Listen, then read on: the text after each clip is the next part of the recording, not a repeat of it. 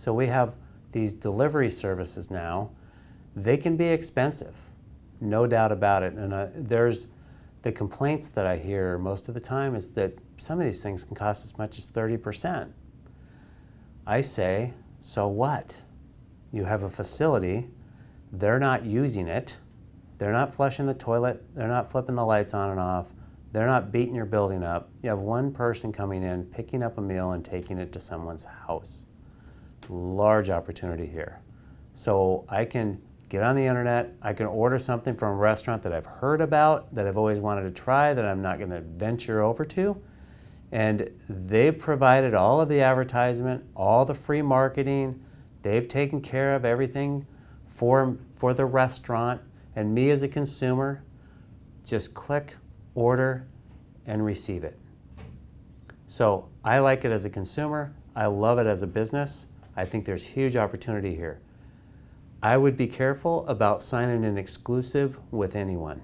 I think you want to use as many as you can that are the most reputable that they are. Because at the end of the day, what the consumer eats is still your food. They still think about you. They don't think about the delivery service. They think about you, the restaurant.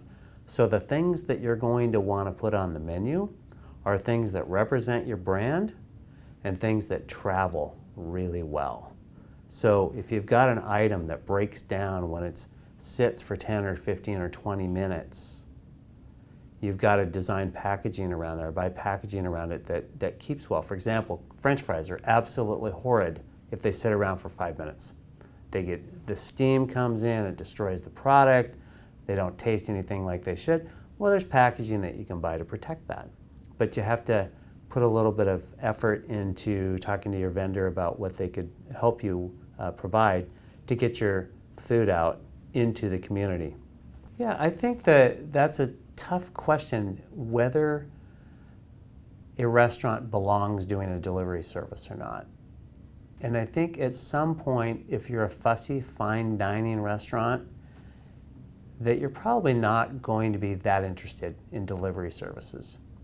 But the industry isn't full of a lot of those restaurants. That's a very specialized segment, and people use it because they want to go out for the service, which is you're 5 times more likely to go to a restaurant for the service than you are for the food. The food will get you in, the service will bring you back. So in that case, those type of restaurants that are really fine dining may not find a lot of appeal in this, although some do. Steak restaurants, all of those kind of things. Sometimes you just feel like a steak and you don't want to cook it and you don't want to go to the grocery store, and you're certainly not going to find a grocery store that sells you dry aged beef. So sometimes those dry aged beef restaurants that sell steak, they do want to use these services because they still, a piece of meat needs to rest anyways. Make it, throw it in the box, give it to the delivery man. They take it to the house, they open up, it's perfect. Sides are there, they're great.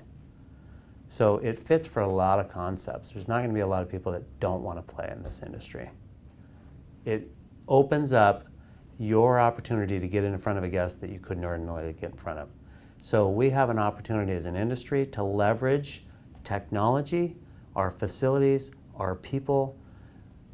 These can be very, very profitable because you can have specialized menus in some cases, but you should have on an incremental sale. The sale wasn't going to come in. My $20 wasn't flowing into your restaurant that night. On that $20, you ought to make $6 to $8 because it's all incremental. It was never going to happen.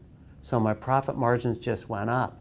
Even though I paid to have it delivered, I still made more money. And that is the goal of business.